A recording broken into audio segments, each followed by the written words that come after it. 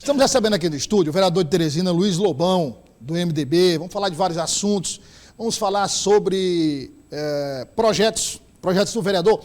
Um detalhe importante é que eu vou tratar com o vereador Luiz Lobão de dois projetos que já foram, inclusive, que são leis, que já foram sancionados, mas que a população não conhece, ou conhece muito pouco. E são projetos que beneficiam diretamente a população, um deles, inclusive, na área de saúde. Vamos falar também sobre eleição, sessão municipal. Vereador Luiz Lobão, prazer recebê-lo aqui. Prazer, o senhor disse que se você não convida, o convite está feito eternamente para o senhor vir, entendeu? Obrigado pela aceitação do convite. Muito obrigado, agradeço, Douglas Cordeiro. Sempre um prazer estar aqui com você. Você sempre é um gentleman, sempre nos trata muito bem, a gente fica muito à vontade quando é entrevistado por você aqui. É um prazer muito grande. Fico feliz de estar aqui hoje para prestar esclarecimento, dar alguma satisfação à população em relação ao nosso mandato. Bom, vamos começar. Eu queria, bem rápido, para a gente passar para as leis, porque é importante essa questão das leis. O senhor me detalhava agora há pouco. Confesso que o senhor, uma delas, eu nem sabia. Eu, como jornalista, nem sabia. Uma falha minha, mas não sabia. Imagine a população que, às vezes, precisa, passa usando uma palavra popular, passa por perrengue, tem a lei favorável e não utiliza, porque não conhece. Verdade. Mas sobre a audiência de ontem, qual a avaliação que o senhor faz, a audiência relacionada ao contrato da empresa que coleta o lixo em Teresina? Qual foi a sua avaliação da presença dos representantes da prefeitura? Uma avaliação muito boa.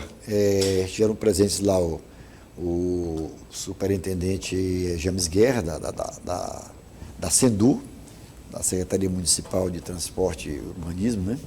Esteve também presente lá o Ministério Público, esteve presente lá pessoal do Ministério do Tribunal de Contas mandaram também um representante. Vários vereadores estiveram presentes e pessoas da sociedade que foram para acompanhar. Pessoas populares que estavam lá atentos ao que está ocorrendo. Isso é muito bom a população participar. E foi uma audiência muito prestigiada e que deu uma, digamos assim, uma divulgação muito boa para a cidade. O senhor acha que o que foi dito, o que foi apresentado, foi satisfatório ou o senhor acha que ainda há necessidade de se discutir mais o assunto? Não, tem que se discutir mais e muito, né? O que foi discutido ali é exatamente a coleta de lixo, né? A limpeza urbana, a coleta de lixo e a distribuição para os aterros sanitários, né? Nós tivemos aí no mês de março aquele problema que Teresina virou um verdadeiro lixão e continua em menor proporção, mas continua muito mal servida em termos de limpeza pública. Eu fiz um levantamento antes de ontem e demos umas voltas presencial, fiz várias fotos de vários pequenos lixões em vários bairros de Teresina. Aquilo são focos de doenças, de proliferação do mosquito da dengue, o inverno está chegando aí e outras, né? Vários focos, inclusive do lado, colado do muro de unidades básicas de saúde, que é um absurdo, você se colocar lixões do lado de uma casa de saúde, de uma unidade básica de saúde. Então, são coisas que a gente fica a se perguntar por que chegou a esse ponto, quando o contrato com a empresa é um contrato milionário. Para você ter uma ideia, foi renovado agora por 23 milhões, um contrato emergencial, está sendo renovado agora. Esse contrato encerra em dia 9 de dezembro e já foi novamente renovado. E esse material que o senhor coletou, o senhor pretende caminhar para mostrar e registrar na prefeitura a necessidade de ter um olhar mais atento para isso, pelo menos para esses pontos que o senhor registrou? O superintendente da Sendu, o James Guerra, ele esteve lá, deu algumas informações, inclusive teve também um gerente, não sei se ele é proprietário de uma empresa chamada Via Ambiental, também esteve lá, fez uso da palavra e explicou o motivo que a empresa dele foi desclassificada, porque tem um merengue aí, tem uma confusão de que a empresa dele foi desclassificada com um valor muito mais baixo do que a atual empresa que exerce hoje a limpeza, hoje a coleta, o transporte até o destino final, que é os lixões de Teresina, o aterro sanitário. Então, o que ocorreu aí é que Teresina hoje perde e cabe a essa casa, daí a audiência pública, cabe a essa casa colher informações e divulgar, defender o interesse público. Essa é a missão do vereador. E desse contrato emergencial, que ocorreu em junho, 9 de junho, Até 9 de dezembro agora, Teresina tem um prejuízo em relação a outra empresa que tinha apresentado um valor bem mais baixo, em torno de 30 milhões, Douglas. É muito dinheiro que poderia ser utilizado aí para a compra de medicamentos, que está em falta em várias unidades de saúde. Era recurso que poderiam ser usados para a merenda escolar, que a gente sabe da qualidade que é péssima. Era um recurso que poderiam ser usados para a segurança pública, você acabou de passar aqui no programa Problemas com a Saúde Pública, com a Segurança Pública e vários outros problemas. Então, a Câmara fez essa audiência ontem e foi uma audiência que demorou bastante, extrapolou o tempo, muitos falaram, várias pessoas expuseram o seu pensamento e eu acho que nós temos que discutir mais esse assunto. A Prefeitura tem que tomar uma decisão, ela tem que dar divulgação ao processo licitatório, ao cronograma do processo licitatório. E o que ficou, após a audiência, decidido com a Sendu, os próximos passos? Olha, os encaminhamentos, eu me baseei nos 3 encaminhamentos feitos pelo Tribunal de Contas. O Tribunal de Contas pede para que seja reclassificada, certo? Ou que seja considerada apta a empresa que colocou o preço mais baixo, que ela foi considerada inapta pela Prefeitura. E o Tribunal de Contas acha que aquilo não era motivo para que ela fosse considerada inapta, que ela não fosse retirada da licitação. Não fosse retirada. Ela foi desclassificada. E a Prefeitura, o Tribunal de Contas não concorda com aquela classificação, tanto é que fez uma decisão monocrática, mandando reclassificar, para que essa empresa voltasse a participar do certame. Bom, vamos agora avançar, vamos aguardar, a gente vai acompanhar o desenrolar desse caso e trazer os detalhes aqui com o vereador Luiz Lobão, com os outros parlamentares da Câmara Municipal. Vereador, eu queria tratar de 2 leis que são importantes, que foram leis de sua autoria, já foram projetos de sua autoria, votados, aprovados, enviados para a Prefeitura de Teresina, sancionados, estão valendo, são leis, mas muita gente desconhece. A primeira delas é relacionada à saúde, a lei de urgência e emergência, que obriga os hospitais e clínicas particulares a atenderem qualquer pessoa, tendo ou não um plano de saúde, nos casos específicos de urgência e emergência. Fico muito feliz em você tocar nesse assunto e lembrar desta lei. É a Lei 4, a lei fácil, o número de gravar. Lei 4321, 4.321. Essa lei versa sobre o quê? Que todo cidadão teresinense tem o direito de adentrar ou ser atendido em qualquer um hospital privado no caso de urgência ou emergência. Urgência ou emergência. Aí você me pergunta, quem paga a conta? Essa conta, ela não será paga, digamos, restituída financeiramente. Vai ser um encontro de contas entre os impostos daquela clínica, ela vai atender até o patamar que ela vai pagar à Prefeitura os seus impostos, como IPTU, ISS e outros. Quando chegar naquele patamar, aí ela pode encerrar o atendimento. Mas ela é obrigada. A clínica e o hospital tem uma noção mais ou menos do que paga normalmente. Isso. Então, aquele é o patamar, o limite. Isso. Aquilo ela vai fazendo um levantamento de cada prontuário de paciente, o valor que vai ser ressarcido pela Prefeitura, apresenta e a Prefeitura vê o valor, ela sabe o valor do seu imposto, e aquilo ali vai ser um encontro de contas para que o hospital deixe de pagar imposto para a Prefeitura e preste serviço. Ele vai prestar serviço à Prefeitura em vez de pagar recursos ao município. Agora, ele paga com serviço. O abatimento dos impostos é um abatimento proporcional ao valor do serviço prestado pela clínica ou pelo hospital. Exato. Vamos supor, chega o final do ano, 40 mil reais, eu vou ser abatido 40 mil reais. Foram 40 mil reais de atendimento. Agora, a pergunta que eu faço para a gente esclarecer quem nos acompanha, vereador, e a fiscalização, por exemplo, por parte da Prefeitura, o que é que foi estabelecido, que ferramentas a Prefeitura tem para fiscalizar, por exemplo, que um determinado paciente foi atendido na urgência de um hospital particular e o atendimento custou, digamos, R$ 1.200. Olha, isso é só uma questão de organização. Assim como nós temos um convênio no Estado chamado Planta, e temos um convênio no município chamado Plante. É a mesma coisa, digo, mesmo sistema. O Plante já foi uma cópia praticamente do Planta. O Plante e o Planta, eles têm auditores médicos que vão aos hospitais fazer vistoria, fiscalizar quando da internação de pacientes. Se o hospital comunica que tem um paciente internado na UTI, 2 ou 3, internado na enfermaria, tratamento clínico, o auditor médico tanto da prefeitura, que é o plante, como do Estado, que é o planta, ele vai até o hospital, tem contato com o paciente, checa o diagnóstico, checa os exames, tem acesso ao prontuário, que ele é médico, ele pode ter esse acesso, e no final, ele vê se o paciente está apto. Não adianta, ele pode até induzir, ao conversar com o médico, se o paciente é apto, está alto. Dali o prontuário é fechado, vai para o setor financeiro do hospital, onde é feito o reajuste financeiro com medicamentos, as diárias dos médicos. Ali tem um valor, digamos, R$15 mil. Ele arquiva aquilo e deixa para o ajuste de conta no final do ano. Assim vai ser com 1, 2, 3 ou 10 pacientes, até chegar num patamar que iguale com o valor do imposto que o hospital pagaria ao município. Isso é uma maneira de atender as pessoas em caso de urgência e emergência para aliviar um pouco o HUT, os hospitais de urgência Teresina, que passaram por períodos críticos em termos de atendimento médico. Vereador, e hoje, como é que está o funcionamento dessa lei? As pessoas têm procurado os hospitais particulares, têm usado esse direito que é delas? Douglas, eu fico até com tristeza, porque a prefeitura não tem interesse em deixar de receber. E o hospital, muitas vezes, não tem interesse também em prestar serviço para o plante, que não é tão ruim. Os recursos que o plante repassa para os hospitais pelos procedimentos, tem hospitais que são credenciados e se dão muito bem com esse valor, mas tem outros que não.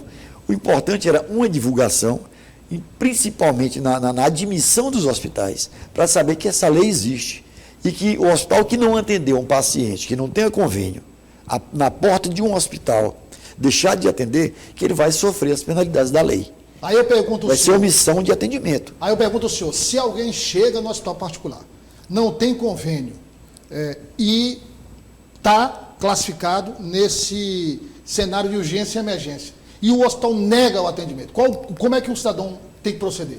Ele está negando um atendimento que é guarnecido, que está, digamos assim, resguardado por lei. Qualquer cidadão que entrar na internet hoje e imprimir a Lei 4321, Lei Municipal 4321, bote uma cópia junto com seus documentos, e se for o caso de ter, que a gente não espera que tenha, um acidente, quem não tiver convênio, pode entrar diretamente no hospital mais próximo de urgência, apresenta a lei, e se ele não for atendido, ele pode recorrer juridicamente e incriminar o hospital, incriminar o médico que está de plantão, porque é lei municipal. Isso pode, no município, isso pode chamar o advogado, pode chamar o defensor público, até um parlamentar. O senhor foi chamado já alguma vez? Já. Eu consegui, pelo menos, foram 3 casos só apenas que fizeram uso dessa lei. Por quê? Porque eles entraram em um hospital privado e lá foi descoberto que o convênio deles estava atrasado, eu estava em dia. E o hospital quis botá-los para fora. Aí entraram em contato comigo. Isso é hospital particular. Entraram em contato comigo, sabendo dessa lei. Eu passei imediatamente uma cópia da lei pelo WhatsApp, e no hospital eles já apresentaram e o hospital atendeu, foi obrigado a atender. Eu fiquei muito feliz e espero que essa lei venha a atender, ou a população de Teresina venha usufruir muito mais dessa lei, porque hoje eles estão usando muito pouco esta lei. O hospital não vai ter prejuízo financeiro nenhum. O plante paga um valor razoável, um bom valor para os procedimentos cirúrgicos, procedimentos de UTI, procedimentos de urgência clínica. Agora, é bom deixar claro, né? É só urgência e emergência. Urgência e emergência. Não é atendimento ambulatorial que não seja urgência, é urgência. Caso de uma fratura, caso de um infarto do coração, caso de um acidente vascular cerebral, caso de urgência. E aí, por exemplo, o senhor falou de acidente, no caso, por exemplo, de um acidente, ele deu entrada no hospital particular e foi atendido, e lá verificou-se a necessidade de uma cirurgia, aí vai por conta já do atendimento. Não tenha dúvida. De urgência e emergência. Se todo com um caso de apendicite aguda e vai ser realizado um procedimento cirúrgico, não tenha dúvida que será coberto, está guarnecido por essa lei, com o convênio do plante. Então não é, explicando a lei do vereador Luiz Romano, não é um plano de saúde para a população, não é isso. É um atendimento de urgência e emergência. É um atendimento de urgência e emergência para aqueles pacientes que não têm convênio, que realmente precisam, naquele momento, de um atendimento de urgência e emergência. Uma outra lei, vereador, importante, essa relacionada ao trânsito, é a lei que foi conhecida como Lei Mateus. Eu queria que o senhor aproveitasse a oportunidade para explicar, para que a população tome conhecimento e reivindique também os seus direitos. A Lei Mateus é uma lei que eu soube do acontecimento de uma criança que era neto de um amigo meu, muito ligado a mim, o Raimundo. E o Raimundo um dia foi sair do colégio de uma criança, por isso o nome da lei, vou dizer o nome porque a lei é Lei Mateus, e ele ia atravessando a rua na faixa. Essa faixa, a Teresina estava na moda pintar e só pintava as faixas só o local no da faixa, nível, no nível do asfalto.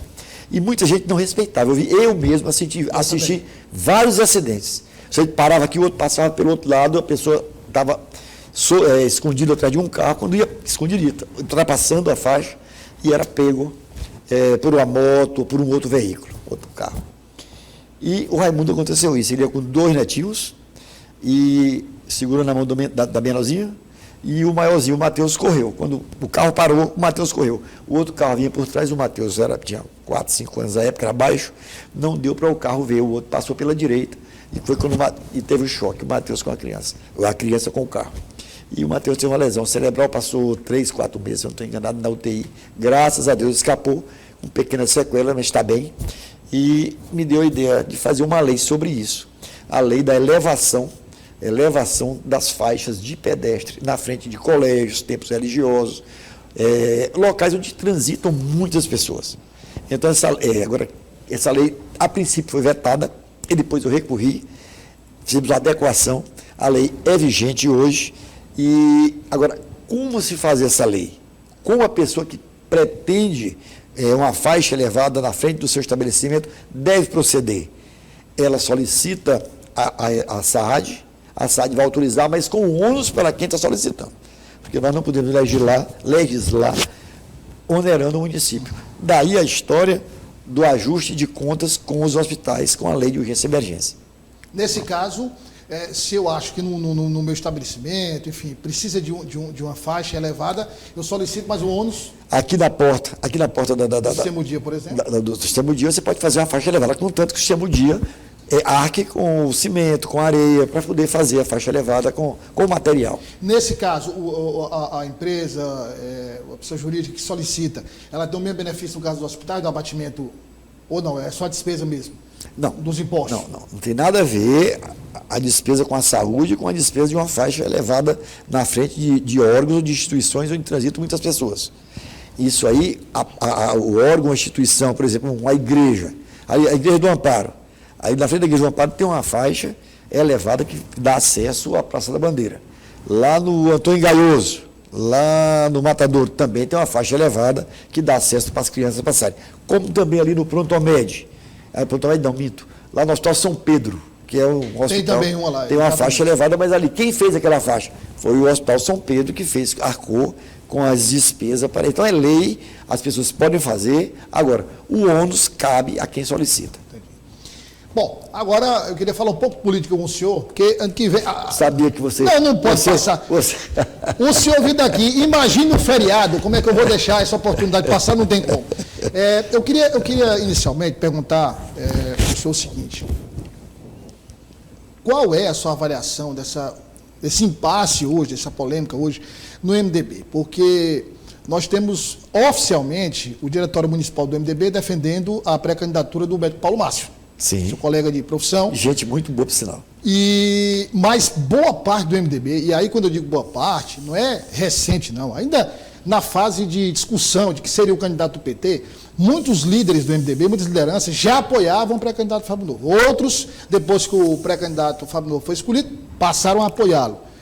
Como é que está esse impasse? Os que defendem essa proximidade com o PT estão preocupados que o prazo, segundo as lideranças petistas, não pode ser esticado demais.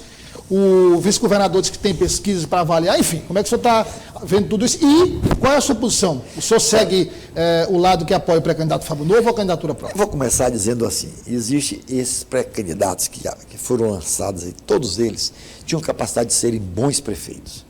Com certeza daria uma resposta bem melhor a Teresina. Eu digo a você o seguinte: tanto o Franzé, o deputado Franzé, daria um excelente prefeito, muito organizado, está com uma assembleia organizada. Fábio Novo foi escolhido pelo partido. Fábio Novo já tem uma experiência como secretário de Cultura. Fábio Novo é um deputado de mandato, foi candidato a prefeito de Teresina, está bem nas pesquisas, é conhecido, é um excelente candidato também. Paulo Márcio, do meu partido, do MDB. Paulo Márcio é um médico competente, está demonstrando, digamos assim, uma versatilidade muito grande, tanto com a população, como fez na gestão do hospital universitário. O hospital universitário foi considerado a melhor gestão de hospital universitário do Brasil. Então, o Paulo Márcio deu uma boa resposta. É um amigo, é um colega, gosto muito do Paulo. Agora, tem um condutor desse processo. E o condutor desse processo, a nível municipal, né, não é o senador Marcelo Castro, não são os deputados estaduais. O condutor desse processo chama-se Temístoclo Sampaio Filho. Ele é quem vai conduzir o processo a nível municipal. Então, nós temos que ouvi-lo.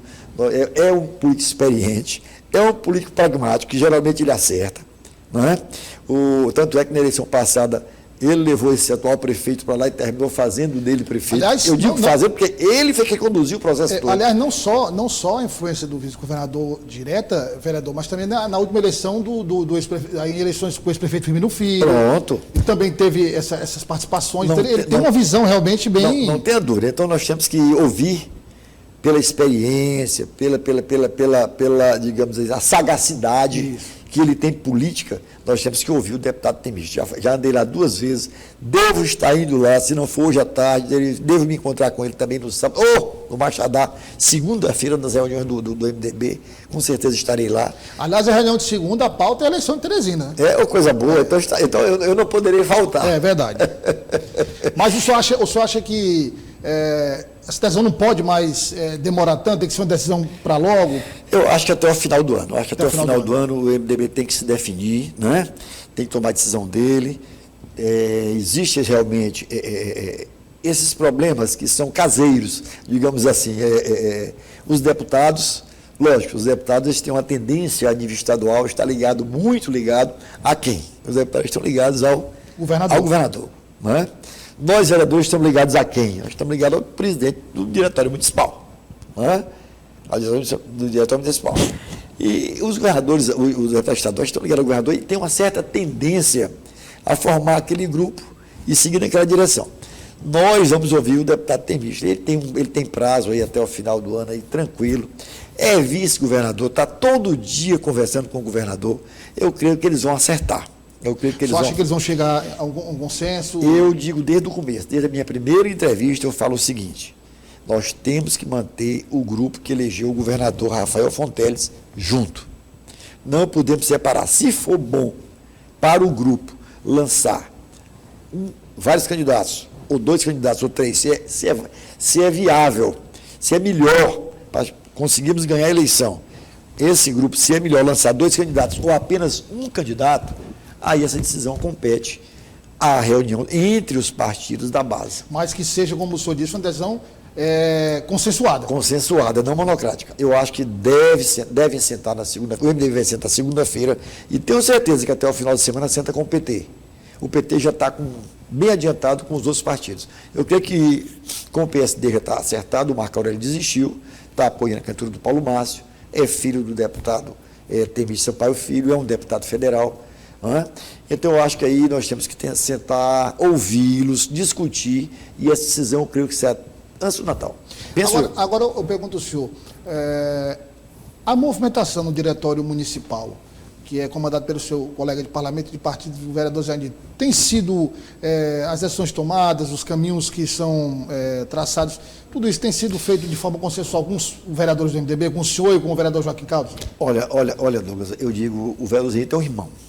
Eu tenho o vereador Zé Nito como um irmão, é muito amigo meu, são 4 mandatos que a gente senta lado a lado, ombreados, nós nunca tivemos um atrito. O Zé Nito é uma pessoa, um gentleman, é uma pessoa educada. O professor Zé Nito, ele é uma pessoa cordial, é uma pessoa fiel, decente. Eu nunca ouvi falar do vereador Zé Nito, digamos assim, em um ato de, digamos assim, descortesia com algum, não é comigo, é com algum vereador daquela casa. Todos têm essa admiração para o professor Zé Nito. Então, acho que o Zé Nito conduz muito bem o MDB, porque ele conduz com diálogo. Se eu não estou andando mais no MDB, é porque a culpa foi minha, porque o convite tem feito muito. Às vezes eu não posso ir, mas tem outras atividades. Mas o Zé Nito está sempre ligado, está sempre se comunicando, e é uma pessoa que eu admiro o trabalho, admiro muito a atuação dele como vereador, como pessoa, como pai de família, como cidadão. Vereador, o senhor é um vereador experiente, o senhor não é um vereador de primeiro mandato, o senhor é um vereador muito experiente, já conhece bem a política em Teresina, o senhor já ocupou cargos importantes, como a Fundação Municipal de Saúde, e eu queria saber a sua opinião. Qual o melhor caminho para a chapa proporcional? Para a chapa de vereadores? Seria uma candidatura própria? Seria formar essa coligação com o PT? E como é que está sendo discutida a formação da chapa proporcional do MDB? O ideal, se a gente conseguisse fazer se existisse uma federação, seria o ideal, não é?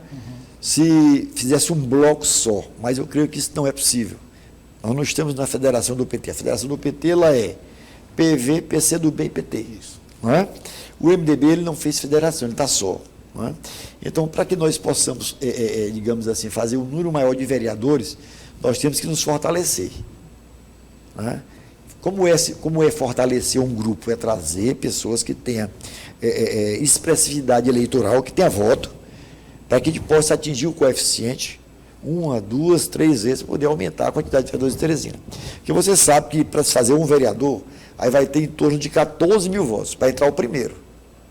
Para entrar o segundo, de 13 a 14 mil. Para entrar o segundo, aí já pula aí para 22, 23 mil votos. Para entrar o terceiro vereador, aí já pula acima de 30 mil votos. Né? Então não é fácil fazer eleição, não é fácil se ocupar uma cadeira na Câmara Municipal. Porque tem que ter o respaldo popular, e o respaldo popular é através do voto. Só entra através do voto. Então, para se aumentar uma bancada, tem que se aumentar os candidatos, para que os candidatos tenham voto para eleger. Aí fica aquela história. Eu não tenho a quantidade de votos que o fulano de tal tem. O fulano de tal tem mandato, e eu não tenho mandato. Como é que eu vou concorrer com ele?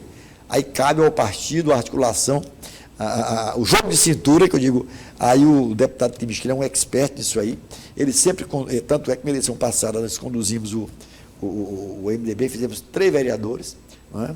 O Jeová, Luiz Lobão e Zenito. Jeová saiu agora. Nós estamos conversando para ver se o nosso amigo Joaquim Norris permaneça no partido, que aí ficariam 3. Tem o Daniel, que teve uma expressiva votação. Teve o Roncalinho, que teve uma outra expressiva votação. Eu espero que eles permaneçam no partido. Se o Roncalinho ficasse, o Daniel ficasse, o Joaquim ficar, o Luiz Lobão, o Zenito, nós faremos no mínimo 3 vereadores e poderia chegar ao 4º vereador. Agora, para o senhor projeta como melhor a candidatura própria, o senhor disse que era melhor, seria, mas é impossível. Bom, na situação hoje, tem uma coligação. Veja bem. Porque, por exemplo, se o candidato for próprio, quem se habilita para concorrer na chapa proporcional do MDB tem uma avaliação. Se for um apoio ao pré-candidato Fábio Novo, a avaliação é outra. O voto de legenda, digamos, o voto é aquele voto que quando você tem um candidato próprio, ele ajuda a puxar. Melhoraria um pouco para a chapa. Às vezes você se perde por um voto, né? É verdade. Não é? Então, quando você tem um candidato próprio e ele tem uma expressividade eleitoral, tem uma boa votação, ele ajuda na chapa proporcional, sem dúvida nenhuma. Então, aguardar, mas também seria uma boa... Mas tudo nós temos que analisar em política. Né? Se nós analisarmos por esse viés, nós temos o outro viés, que é de tentar fazer o prefeito. Não é? Aí nós temos que analisar o que é mais importante. Nós lutarmos por aumentar uma vaga de vereador ou nós lutarmos para conseguirmos eleger o prefeito. Eu acho que mais importante, a prioridade é eleger o prefeito. Aí que nós temos que sentar, analisar e ver o que é melhor, o que é mais viável, o que a gente consegue em termos de votação expressiva para ganhar uma eleição em Teresina, para o cargo majoritário, para o cargo de prefeito de Teresina. Aí eu não discuto. Aí, se a finalidade é uma coligação, vamos para a coligação. Se o partido entender, os partidos entenderem que se fizer, se o MDB resolver lançar um majoritário, não, no caso o Paulo Márcio, o PCdoB lançar um outro candidato, o PT lançar outro candidato, se isso for melhor para viabilizar a eleição de um candidato dessa aglomeração para chegar à prefeitura, que for mais votado, será apoiado pelos outros depois. É um caso a ser analisado. Vereador, muito obrigado pela sua participação, foi um prazer recebê-lo aqui. E, como eu disse, o senhor está convidado para voltar mais vezes para a gente discutir outros assuntos. Douglas, me chame mais. Eu vou dizer a você, aqui é o canal onde eu me sinto melhor, mais à vontade, não é porque você esteja na minha frente, não. Mas obrigado. Você tem é seu, você deixar o entrevistado bem à vontade. Aqui ele manda um abraço e desejar já Feliz Natal, um ano novo para Teresina, para o Piauí, para todas as pessoas que residem nessa bela cidade, e dizer que nós estamos de olho e que nós vamos fiscalizar esse problema do transporte público para que Teresina não venha a sofrer, que eu creio que poderá ajudar e ajudar muito essa história de se fechar as torneiras, segurar o recurso para que outras áreas não sejam prejudicadas.